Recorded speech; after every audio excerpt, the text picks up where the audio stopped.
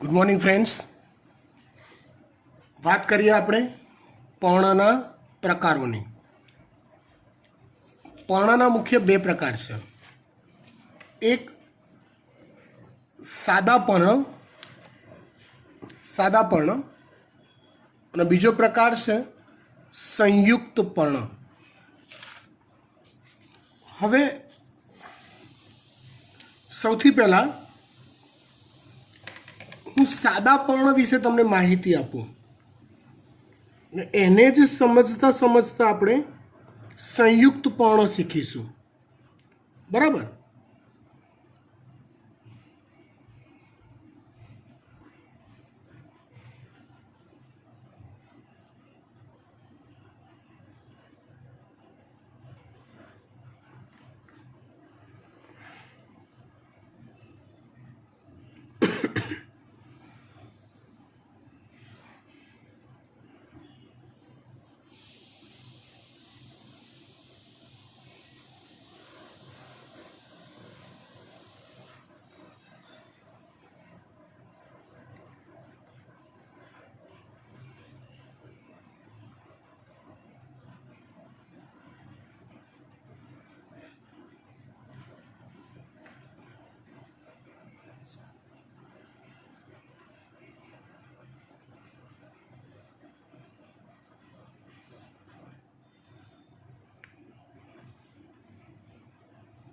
ચલો,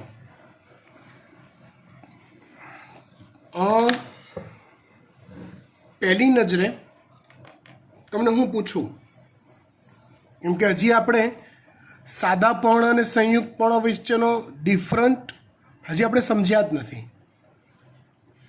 હું તમને પૂછું કે ચાલ બેટા, આ આકૃતિમાં કેટલા પર્ણ છે? તો તમે કહેશો સાહેબ એક પર્ણ છે. કેટલા છે? એક. હું તમને એવું પૂછીશ કે ચાલ બેટા, આ બીજી આકૃતિ છે એમાં કેટલા પર્ણ છે? તો તમે ગણશો 1 2 3 4 5 6 7 8 પર્ણ છે સાહેબ. હકીકત એ છે કે આ પણ એક જ પર્ણ છે અને આ પણ એક જ પર્ણ છે. આ આખું એક જ પર્ણ છે અને આ જે ભાગલા પડેલા છે ને, આ જે યુનિટ્સ, એ દરેક યુનિટને પર્ણિકા કહેવાય છે. એ દરેક યુનિટને શું કહેવાય છે? પર્ણિકા કહેવાય છે. હવે મતલબ જો અહીંયા આ ખૂણામાં કક્ષકલિકા હોય, સમજો, જેમાં પેલી શાખા બનવાની હોય, કક્ષકલિકા જેમાંથી ઓલી શાખાઓ બનવાની હોય, તો એવી કક્ષકલિકા આ દરેકના ખૂણે ખૂણે છે જ નહીં. એ કક્ષકલિકા ખાલી અહીંયા છે. એ કક્ષકલિકા ખાલી અહીંયા જ છે, એક જ જગ્યાએ. જ્યારે સંશોધનો થયા નહોતા ત્યારે વૈજ્ઞાનિકો પણ એવું જ માનતા હતા, આ 8 પર્ણ છે તમારી જેમ. પણ જો ખરેખર આ 8 અલગ અલગ પર્ણો હોય તો આ દરેક ખૂણામાં કક્ષકલિકાઓ હોવી જોઈએ, પણ નથી. અહીંયા કક્ષકલિકા હતી, એમ અહીંયા જ ખાલી હતી. આ જે ભાગ છે એનો છેદ લીધો તો એ ભાગનો છેદમાં મધ્ય શિરાની રચના જોવા મળી કે મુખ્ય શિરાની. આ બધી રચનાઓમાં શિરિકાઓની રચના જોવા મળી. એના પરથી સાબિત એવું થાય કે આ આખો ભાગ પોતાની જાતને એક પર્ણ તરીકે રજૂ કરે છે. ચલો, અહીંયા ગાંઠ જોવા મળી તો એવી ગાંઠ અહીંયા જોવા મળી, પણ આ દરેક જગ્યાએ ગાંઠની રચના ના મળી. કહેવાનો ભાવાર્થ કે અહીંયા આખું એક પર્ણ આવા નાના નાના યુનિટ્સમાં વહેંચાઈ ગયું છે. તો આવા પર્ણને સંયુક્ત પર્ણ કહેવાય.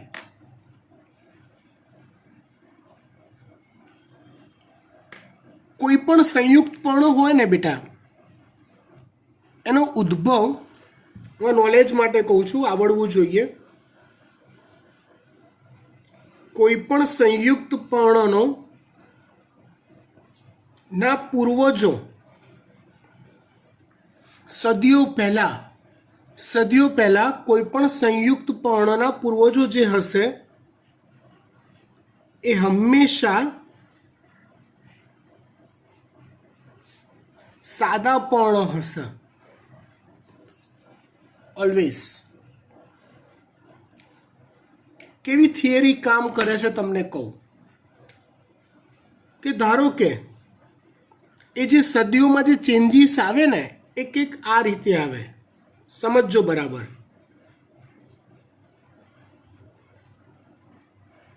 ધારો કે સદીઓ પહેલાનું પર્ણ કોઈ વનસ્પતિનું આવું હશે,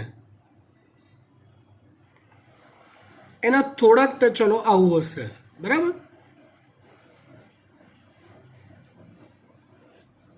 એના અમુક હજાર વર્ષ પછી ધીમે ધીમે કરીને એના પર્ણમાં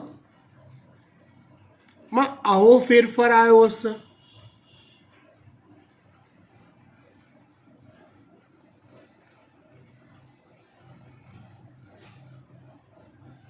મતલબ કે આ રીતનું આંશિક છેદન, આ છેદન છે, ઉમેરાયેલું હશે. આ જ પર્ણ, આવા જ વનસ્પતિના પર્ણો ઉગે, નવી વનસ્પતિ ઉગે, એની નવી પેઢી ઉગે, નવી પેઢી ઉગે, વર્ષો વંશાંતરે એમાં આવા છેદન સર્જાયા હશે. એની કેટલીક નવી પેઢીઓ પછી એ છેદન ક્રમશઃ થોડા થોડા કરીને પર્ણપત્રમાં ઊંડા ઉતરતા ગયા હશે.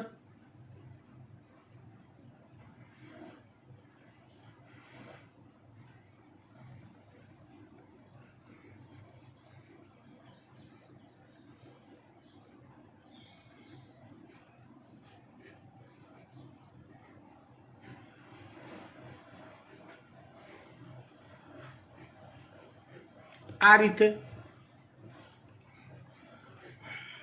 વર્ષો પછી એ છેદન ઊંડું ઉતરી આ રીતે મધ્ય દંડ કે મધ્ય શિરા સુધી પહોંચ્યું હશે, અથવા એને પત્રાક્ષ પણ કહેવાય. એટલે એ પર્ણ આવી પર્ણિકાઓમાં ફેરવાઈ ગયું હશે, સ્વતંત્ર પર્ણિકાઓમાં.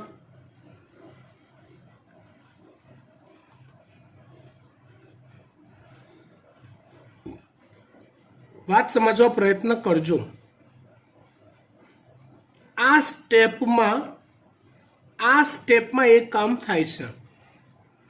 તમે અત્યારે કોઈક કુતૂહલ વૃત્તિથી અલગ અલગ વનસ્પતિના પર્ણને નિહાળજો, જોજો. કોઈક વનસ્પતિના પર્ણ તમને આ કન્ડિશનમાં જોવા મળશે, આવા છેદનવાળા કટિંગ હોય ને એવા.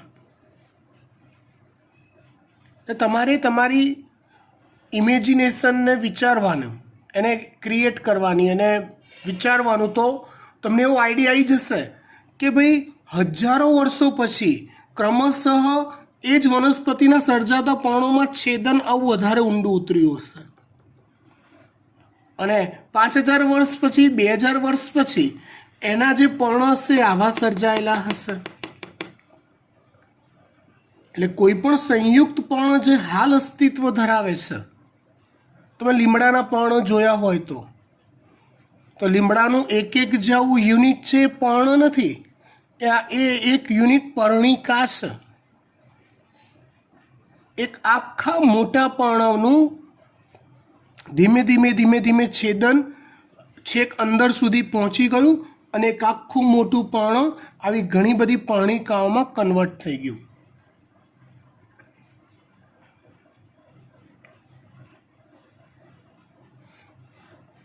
સાદું પર્ણ કે જેમાં છેદન ના હોય, જેની કક્ષમાં કક્ષકલિકા હોય, ગાંઠમાંથી ઉદ્ભવતો આખો એક યુનિટ દેખાતો હોય, તે સાદું પર્ણ.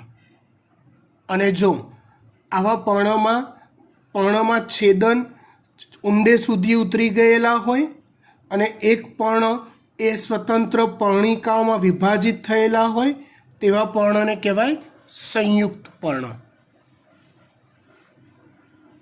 ખબર પડી વાત? ડન. હવે સંયુક્ત પર્ણના પાછા બે પ્રકાર છે. આ પર્ણ સાદું, આ છે સંયુક્ત.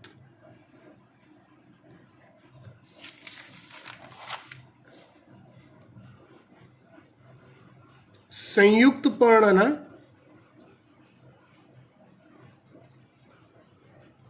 બે પ્રકાર છે.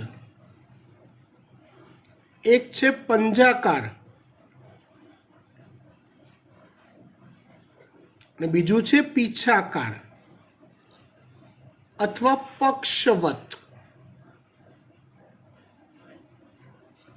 આ જે આકૃતિ દોરીને એ પીછાકાર કે પક્ષવત છે. એટલે એનો અર્થ જો આવું,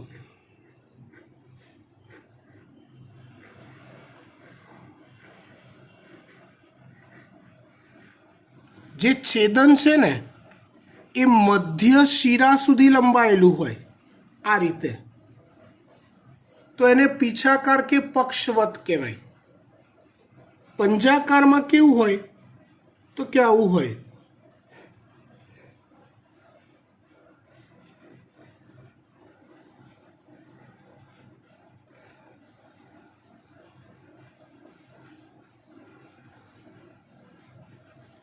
આવું.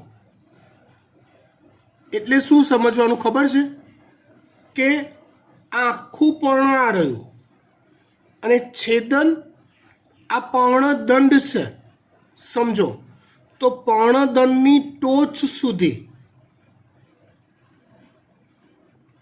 પર્ણદંડની ટોચ સુધી જો છેદન થયેલું હોય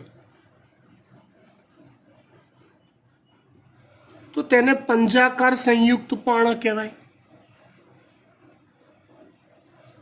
ધારો કે હું સાદું પર્ણ દોરું,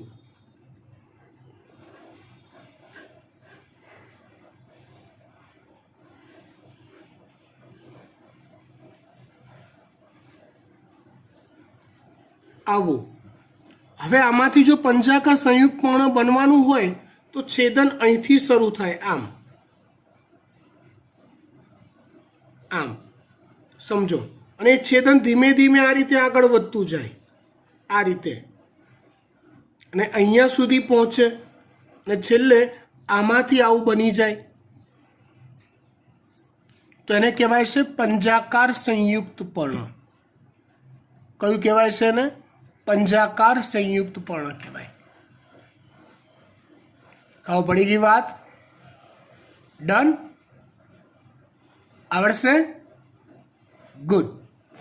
પર્ણના બે પ્રકાર, સાદા અને સંયુક્ત. જોઈએ. જ્યારે પર્ણફલક અખંડિત હોય, સળંગ હોય, આખું હોય, અથવા પર્ણફલકમાં છેદન હોય પણ તે છેદન મધ્ય શિરા સુધી ન પહોંચેલું હોય, છેદન હોય પણ છેક પૂરેપૂરા ભાગલા ન પડેલા હોય, તો તેવા પર્ણને સાદા પર્ણ કહે છે. તો તેવા પર્ણને કેવા કહેવાય? સાદા પર્ણ કહે છે. સંયુક્ત પર્ણ, જ્યારે પર્ણફલકનું છેદન મધ્ય શિરા સુધી પહોંચી ગયું હોય ત્યારે તે પર્ણફલકને ઘણી પર્ણિકાઓમાં વિભાજિત કરે છે. આવા પર્ણને સંયુક્ત પર્ણ કહે છે. ખબર પડી ગઈ? ઓકે. સાદા અને સંયુક્ત પર્ણ બંનેમાં પર્ણદંડના કક્ષમાં કલિકા હાજર હોય છે, પરંતુ સંયુક્ત પર્ણની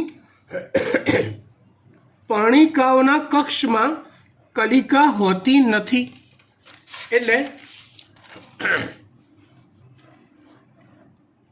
અહીંયા હોય છે, આખો યુનિટ છે તો અહીંયા હોય, પણ સંયુક્ત પર્ણની કક્ષમાં કક્ષ કલિકા હાજર હોય નહીં. ઓકે, ચલો. સંયુક્ત પર્ણના બે પ્રકાર હોઈ શકે. એક પક્ષવત અથવા પીછાકાર સંયુક્ત પર્ણ, જેમાં સામાન્ય ધરી પર ઘણી સંખ્યામાં પર્ણિકાઓ જોવા મળે. એ સામાન્ય ધરી એટલે મધ્ય શિરા.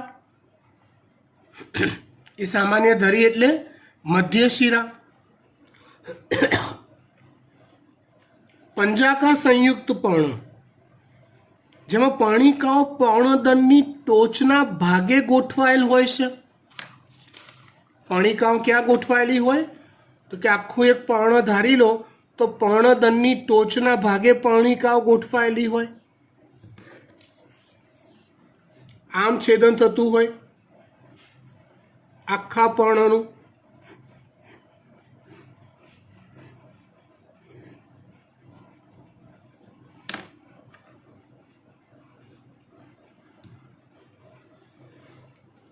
ધારો કે એક આખું પર્ણ છે,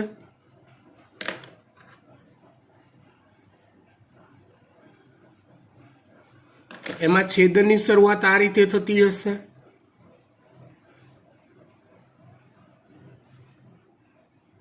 અને પછી એ છેદન ધીમે ધીમે આગળ વધતું હશે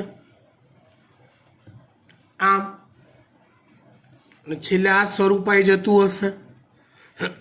તો એને કહેવાય પંજાકાર સંયુક્ત પર્ણ.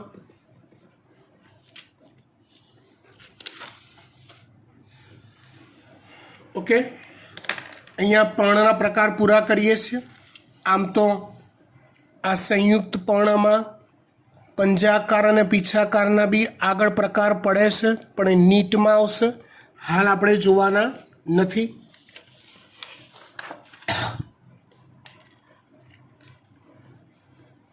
ચલો, ત્યાર પછી વાત કરીએ પર્ણ વિન્યાસ. કોની વાત કરીએ છીએ આપણે? પર્ણ વિન્યાસની. પર્ણ વિન્યાસ એટલે શું? તો ચલો, પ્રકાંડની ગાંઠ પરથી પર્ણનો ઉદ્ભવ થતો હોય. પ્રકાંડની ગાંઠ પરથી પર્ણનો ઉદ્ભવ થતો હોય, હે ને? તમે કોઈ પણ એક ચોક્કસ વનસ્પતિ બેટા પસંદ કરી લો, એને ઓબ્ઝર્વ કરો, એની સરખામણી કોઈક બીજી વનસ્પતિ સાથે કરો, તો દરેકે દરેક વનસ્પતિમાં પર્ણ ઉદ્ભવ થવાની જે સ્ટાઇલ હોય ને, એક ચોક્કસ ટ્રેન્ડ હોય, એ ચોક્કસ મેથડથી પર્ણ ઉદ્ભવ થતો હોય.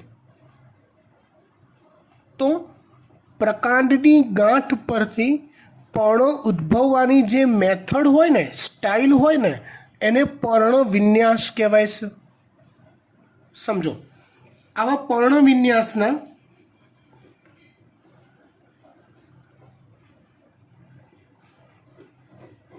ત્રણ પ્રકાર છે. એક છે એકાંતરિત. એકાંતરિત એટલે કેવું?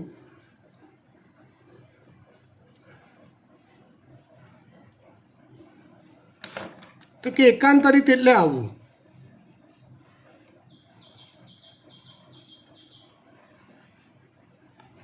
પ્રકાંડની એક ગાંઠ પરથી, આ એક ગાંઠ છે, તો એક ગાંઠ પરથી એક જ પર્ણ ઉદ્ભવે. પ્રકાંડની એક ગાંઠ પરથી એક જ પર્ણ ઉદ્ભવે, તેને એકાંતરિત કહેવાય.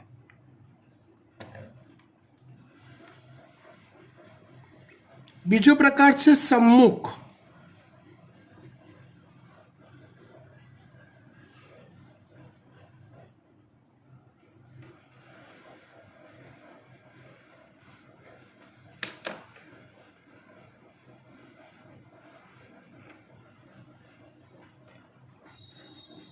समझी गया है? बोलूं कि समझी गया? बोलूं. एक गांठ परथी बे पर्ण उद्भवता होय. તેને સમ્મુખ પર્ણ વિન્યાસ કહેવાય. ત્રીજો પ્રકાર આવે છે ભ્રમિરૂપ, જેમાં કેવું હોય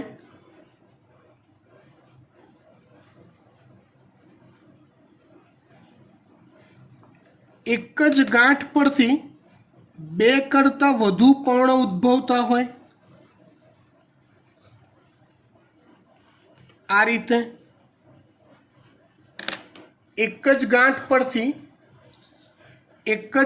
પરથી બે કરતાં વધુ પર્ણ ઉદ્ભવતા હોય તેને ભ્રમિરૂપ પર્ણ વિન્યાસ કહેવાય.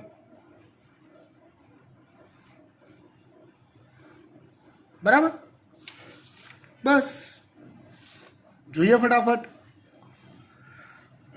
પર્ણ વિન્યાસ એટલે પ્રકાંડ અને તેની શાખા પર પર્ણની ગોઠવણ, જે દરેક વનસ્પતિની ચોક્કસ ફિક્સ્ડ હોય છે, બદલાતી નથી. તેના સામાન્ય રીતે ત્રણ પ્રકાર પડે: એકાંતરિત, સમ્મુખ, ભ્રમિરૂપ. એકાંતરિત, સમ્મુખ, ભ્રમિરૂપ.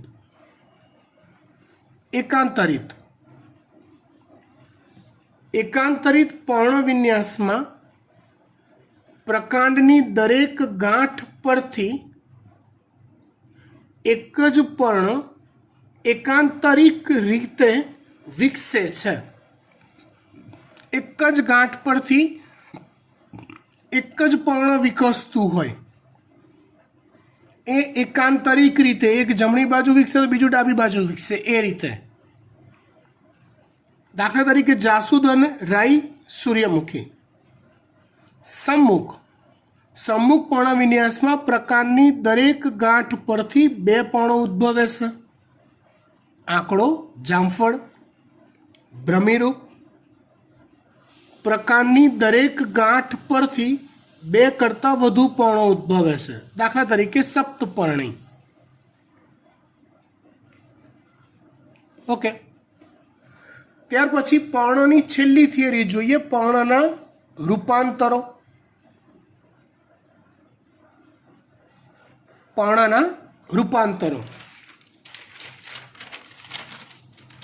જો રૂપાંતરો કરવા માટેનો હેતુ શું? તે કોમન. પોતાનું અસ્તિત્વ જાળવી રાખવા માટે વનસ્પતિના જે તે અંગ એને સોંપાયેલા સામાન્ય કાર્યો સિવાય ના કોઈ વિશિષ્ટ કાર્યો માટે રૂપાંતરિત થયેલા હોય છે. ચલો, અહીંયા પહેલું કાર્ય આપ્યું છે આરોહણ. પહેલું કાર્ય કયું આપ્યું છે? આરોહણ. વાત કરીએ છીએ આપણે વિશિષ્ટ કાર્યની.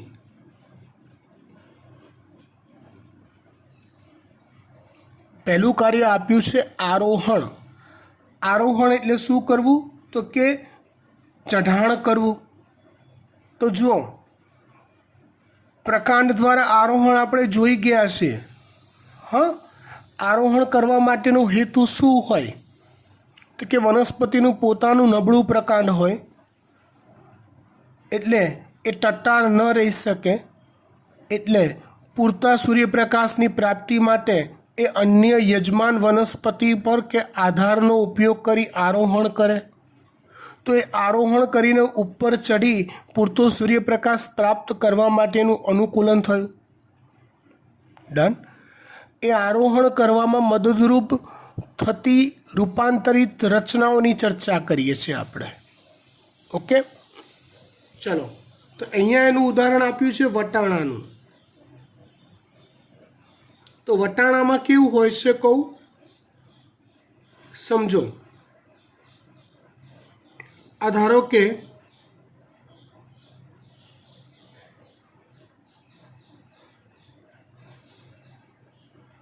વટાણાનો છોડ છે. આ એકચ્યુઅલી વટાણા એ સંયુક્ત પીછાકાર પર્ણ ધરાવે છે, એટલે આખું એક જ પર્ણ છે. અને આ છેદન છેક મધ્ય શિરા સુધી પહોંચી ગયું છે, એટલે આ એક એક યુનિટ જે છે ને વટાણાના એની પર્ણિકાઓ છે. તો વટાણામાં એવી શરૂઆતની 3 થી 5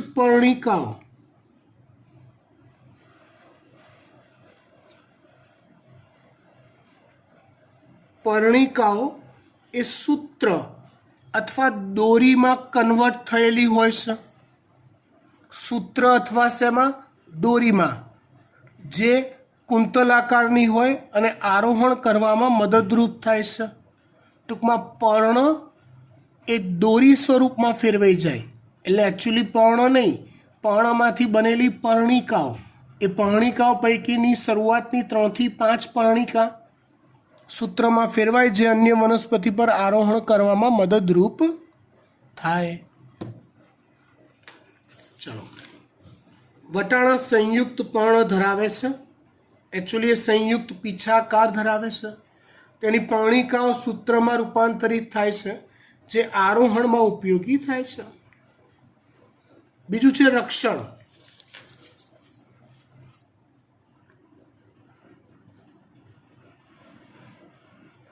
જો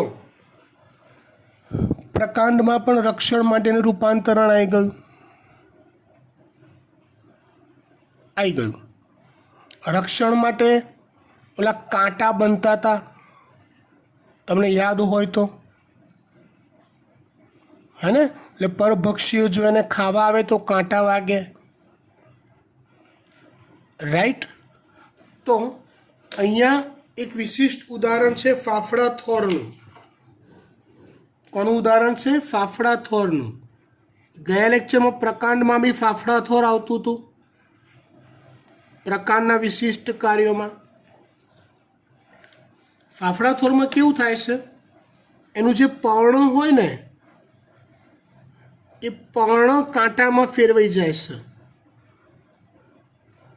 મતલબ પર્ણ કાંટામાં ફેરવાઈ જાય અને રક્ષણનું કામ કરે, અને પ્રકાંડ એનું ચપટું અને હરિદ્રવ્ય યુક્ત બની જાય, પ્રકાશ સંશ્લેષણનું કામ કરે. જુઓ ભગવાને કેવું સેટિંગ કરી આપ્યું.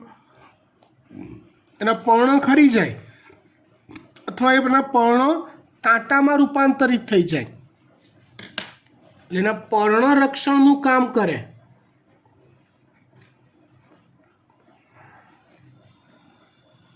આ છે ફાફડા થોર. એનું પ્રકાંડ જે છે પ્રકાશ સંશ્લેષણનું કામ કરે. રક્ષણનો હેતુ પરભક્ષી ખાવા જાય, કાંટા વાગે.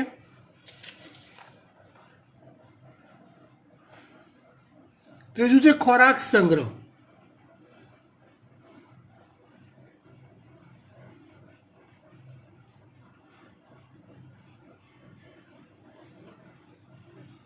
ખોરાક સંગ્રહનો પર્પસ તમને ખબર છે.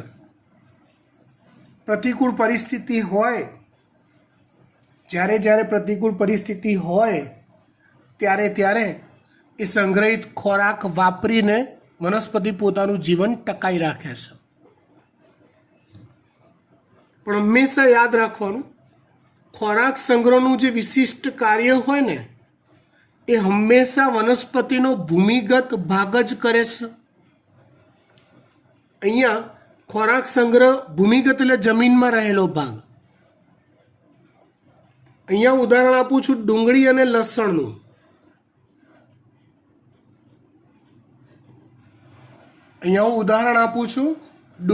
લસણનું. હવે એમાં કેવું હોય ખબર છે? આ ધારો કે જમીન છે, એ લોકોનું પ્રકાંડ આવું ચપટું હોય.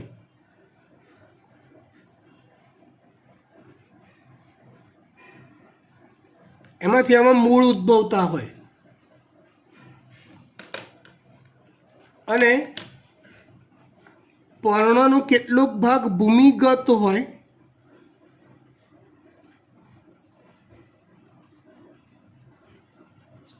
અને કેટલોક ભાગ જમીનની ઉપર હોય. એની જમીનની ઉપરનો જે ભાગ હોય ને, એ લીલો હોય, પ્રકાશ સંશ્લેષણ કરતો હોય.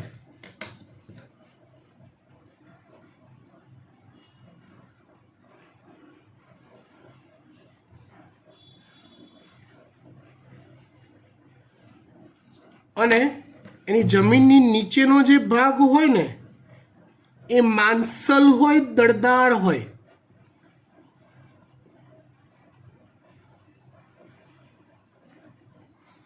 જે ખોરાક સંગ્રહનું કાર્ય કરતો હોય. તમને જો આ વસ્તુનું વધુ પ્રેક્ટિકલ નોલેજ જોઈએ તો બસ થોડાક દિવસ રાહ જુઓ.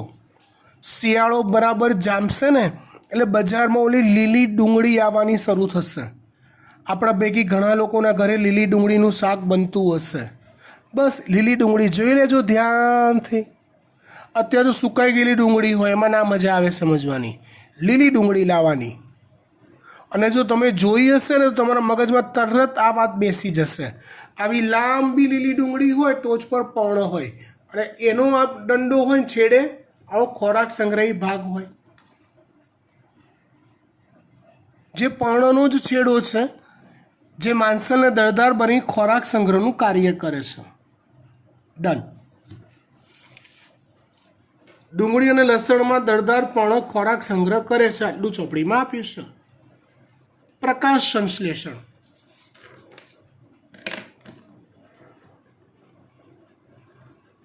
જો બેટા, તમે મને એમ કહેશો કે સાહેબ પ્રકાશ સંશ્લેષણનું વિશિષ્ટ કાર્ય આમ પણ પર્ણનું છે. પર્ણનું તો એ સામાન્ય કાર્ય છે, તને વિશિષ્ટ કાર્યમાં ક્યાં ઘૂસેડો છો? પણ અહીંયા પ્રશ્ન એ છે, પ્રકાશ સંશ્લેષણ એ પર્ણના 3 ભાગ પડે. પર્ણતલ ઓલો પ્રકારની ગાંઠ સાથે જોડાયેલો ભાગ, પર્ણદંડ અને પર્ણપત્ર અથવા પર્ણફલક.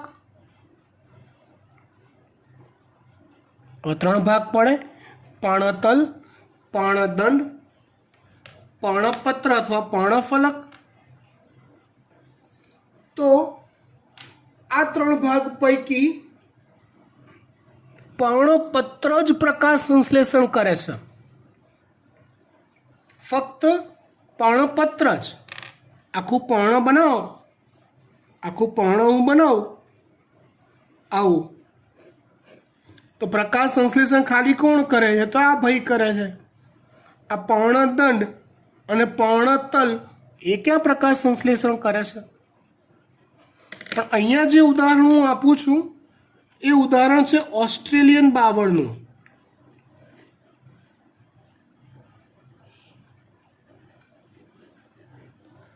એમાં કેવું થાય છે સમજજો. ઓસ્ટ્રેલિયન બાવળમાં એનો પર્ણદંડ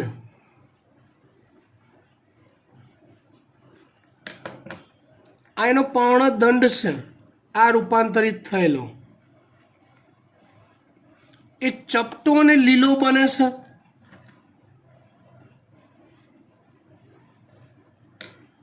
એની પાસે પર્ણ છે આવા સંયુક્ત નાના નાના, પણ હોય ખરી જાય બહુ ફરક નથી પડતો. પણ એનો પર્ણદંડ પ્રકાશ સંશ્લેષણનું કામ કરે છે. કોણ પ્રકાશ સંશ્લેષણનું કામ કરે છે?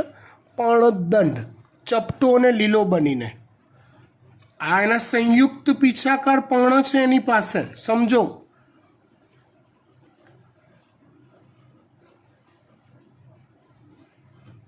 પણ એ કામ કરે ના કરે ચાલે.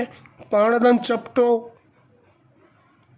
લીલો બની પ્રકાશ સંશ્લેષણ ટકાટક કરે છે. પર્ણદંડ એ પ્રકાશ સંશ્લેષણના રૂપાંતરિત અંગોમાં કન્વર્ટ થાય છે. ઓસ્ટ્રેલિયન બાવળમાં પર્ણ નાના અને અલ્પજીવી હોય છે. તેમાં પર્ણદંડ ચપટો અને લીલો બની પ્રકાશ સંશ્લેષણ કરે છે. ત્યાર પછી વાત કરીએ કીટ ભક્ષણ. કઈ વાત કરીએ? કીટ ભક્ષણ. કળશ પર્ણ અને મક્ષી પાસમાં પર્ણ કીટ ભક્ષણ માટે રૂપાંતરિત હોય છે. હું તમને આનો અર્થ સમજાવું.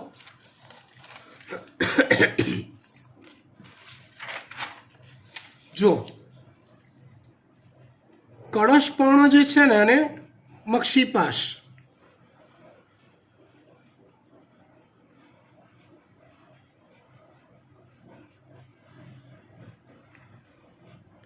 એમાં કેટલાક પર્ણ, કળશપર્ણ છે તેમાં કેટલાક પર્ણ રૂપાંતરિત થઈ આવી કળશ જેવી રચનામાં કન્વર્ટ થયેલા હોય.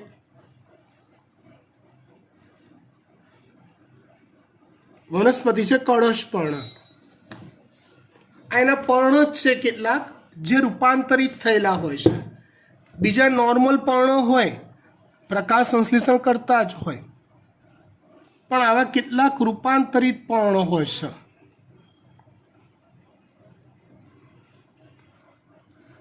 એક ઓલું ખબર છે, પુશ બેક વાળું ડસ્ટબિન આવે છે. તમે એનું નીચે પુશ કરો, આમ દબાવો, ડસ્ટબિનનું ઢાંકણું ખુલી જાય. એવું આ ખુલ્લા ઢાંકણાવાળું ખાડા ધરાવતું આવું પર્ણ રૂપાંતરિત હોય, સુગંધીદાર હોય. એટલે કોઈ કીટક, કોઈ ભમરો, એને એવું લાગે કે ઓહો આ આઈટમ તો મધુરસથી ભરપૂર છે.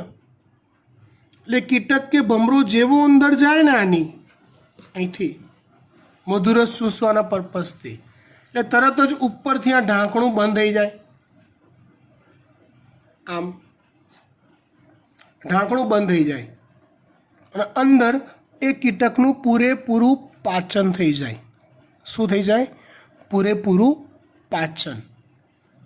તો આવી વનસ્પતિને કીટ ભક્ષણ માટેનું રૂપાંતરિત કહેવાય. પર્ણમાં કળશપર્ણ અને મક્ષીપાશ એના ઉદાહરણ છે. પર્ણની ચર્ચા અહીંયા આપણે પૂરી કરીએ છીએ. વધુ આવતા અંકે. Thank you.